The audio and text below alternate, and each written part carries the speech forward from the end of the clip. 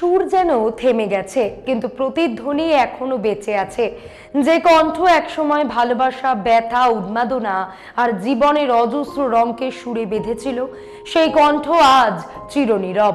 আশা ভোসলে শুধু একজন শিল্পীর নাম নয়, এক যুগের অনুভূতি, এক ইতিহাস, এক অনন্ত সুরধারা।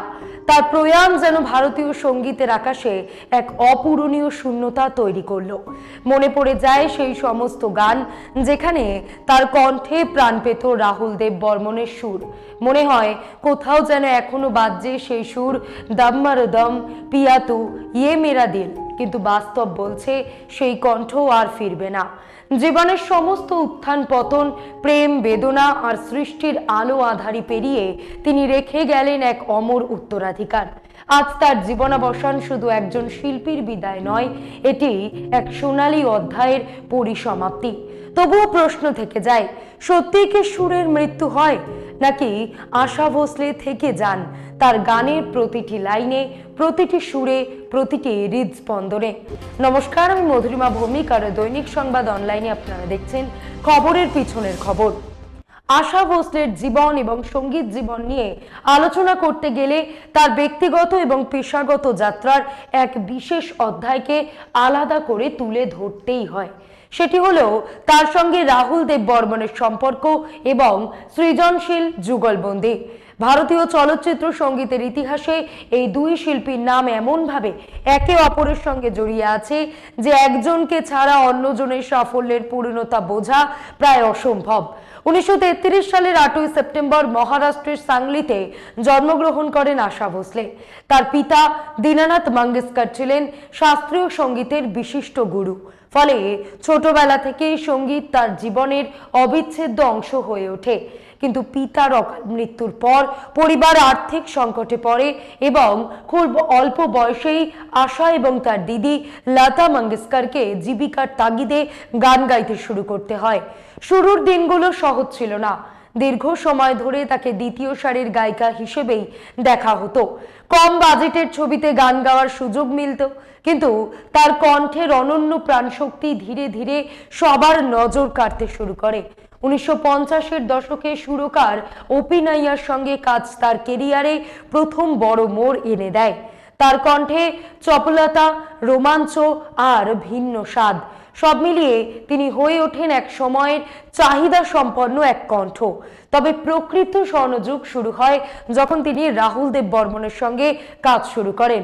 পঞ্চম দা নামে পরিচিত এই সুরকার ভারতীয় সঙ্গীতে এক নতুন বিপ্লব আনেন। পাশ্চাত্য এবং ভারতীয় সুরের মেলবন্ধনে তিনি তৈরি করেন এক অভিনব ধারা, আর সেই সুরে প্রাণ সঞ্চার করেন আশা ভোসলে। 1960-এর দশকে তাদের প্রথম পরিচয় কাজের সূত্রেই। শুরুতে এটি ছিল নিছক পেশাগত সম্পর্ক, কিন্তু খুব দ্রুতই তা এক গভীর সৃজনশীল বোঝাপড়ায় রূপ নেয়।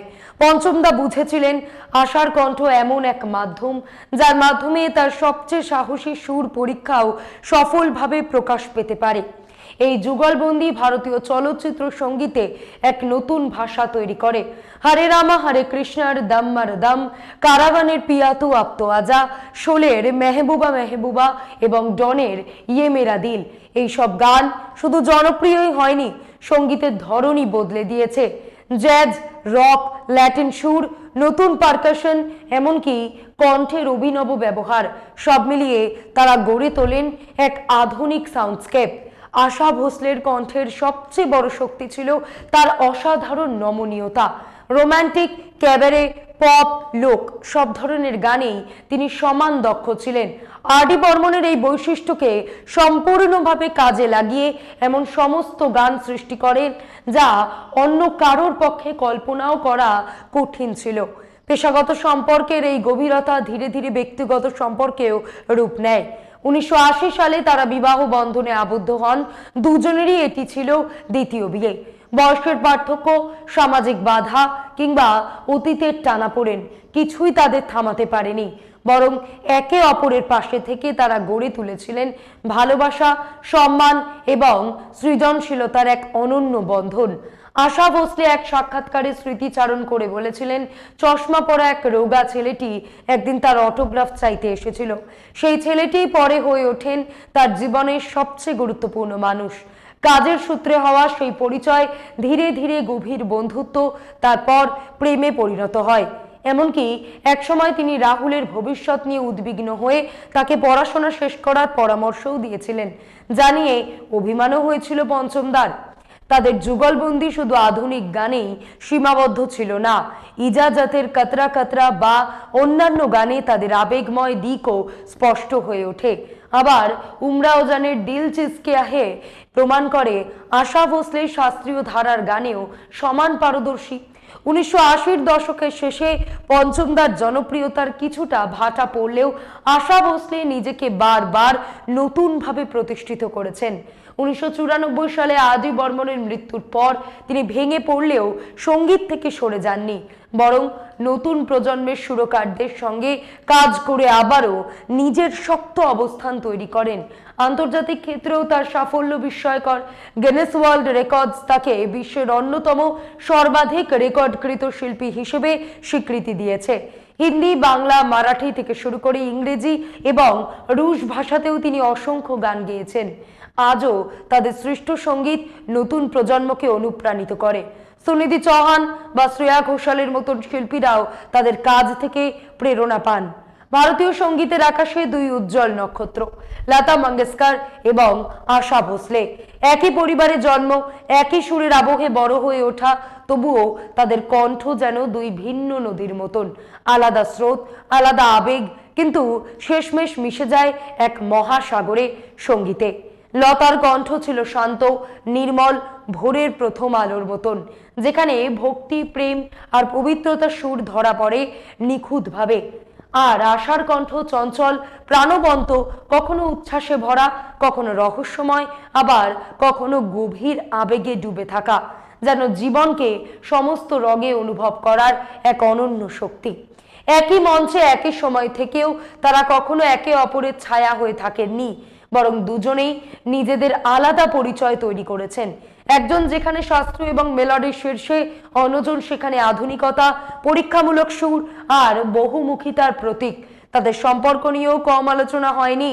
প্রতিযোগিতা, দূরত্ব, অভিমান, সবকিছুর গল্প ছড়িয়ে আছে ইন্ডাস্ট্রিতে, কিন্তু সবকিছুর ঊর্ধ্বে ছিল এক অদৃশ্য বন্ধন, রক্তের, স্মৃতির আর সঙ্গীতের। আজ যখন লতা মঙ্গেশকর নেই আর আশা ভোসলের কণ্ঠ চিরনীরব, তখন মনে হয় ভারতীয় সঙ্গীত যেন তার দুই দিক হারিয়ে ফেলেছে। একদিকে শান্তির সুর, অন্যদিকে জীবনের উচ্ছ্বাস, দুজনেই মিলিয়ে তৈরি করেছিলেন এক সম্পূর্ণতা। রাতের নির্জনতায় যদি মন দিয়ে শোনা যায়, মনে হবে কোথাও যেন এখনো ভেসে আসছে দুই বোনের দুই ভিন্ন সুর। একটি শান্ত, অন্যটি অশান্ত, একটি আকাশ, অন্যটি বাতাস। আর আমরা শ্রোতারা চুপচাপ দাঁড়িয়ে থাকি সেই সুরের মাঝখানে, একটু উদাস হই, যেন বুঝতে পারি এমন যুগল আর কখনো ফিরে আসবে না। সবশেষে বলা যায়, আশা ভোসলে এবং আর ডি বর্মনের সম্পর্ক শুধুমাত্র একজন গায়িকা এবং সুরকারের সম্পর্ক ছিল না, এটি ছিল দুই সৃজনশীল মনের এক অসাধারণ মিলন। তাদের গান শুধু বিনোদন নয়, এক যুগের প্রতিচ্ছবি। তাদের সৃষ্টি আজও প্রমাণ করে আশার কণ্ঠ এবং পঞ্চমদার সুরের এই মিলন এক অনন্ত সঙ্গীত ধারা, যা কখনো পূরণ হবে না। আশা ভোসলে আর নেই, এই সত্যটা মেনে নেওয়া সহজ নয়, কারণ তিনি শুধু একজন শিল্পী ছিলেন না, তিনি ছিলেন আমাদের ভালোবাসার মুহূর্ত, একাকিত্বের সঙ্গী আর জীবনের অজস্র অপ্রকাশিত অনুভূতির কণ্ঠস্বর। আজও হয়তো রাতের নির্জনতায় হঠাৎ বাজবে তার গাওয়া কোনো গান, মনে হবে সবকিছু আগের মতোই আছে, কিন্তু ঠিক তখনই বুঝতে পারা যাবে কিছু একটা চিরতরে বদলে গেছে। রাহুল দেব বর্মনের সুর আর আশার কণ্ঠ, এই জুটি আজও বেঁচে আছে, কিন্তু তাদের মধ্যে যে নীরবতা নেমে এসেছে তা আর কোনোদিন ভাঙবে না। শেষ পর্যন্ত থেকে যায় শুধু কিছু সুর, কিছু স্মৃতি আর এক গভীর শূন্যতা, যেখানে প্রশ্নটা ঘুরে ফিরে আসে, এত গান রেখে গেলেন যিনি, তিনি কি সত্যি চলে যেতে পারেন? আজ এই পর্যন্তই। এমন আরো বিষয় জানতে অবশ্যই চোখ রাখুন দৈনিক সংবাদ অনলাইনের পর্দায়। লাইক, কমেন্টে শেয়ার করুন। দেখতে থাকুন দৈনিক সংবাদ, শুধু নামই যথেষ্ট।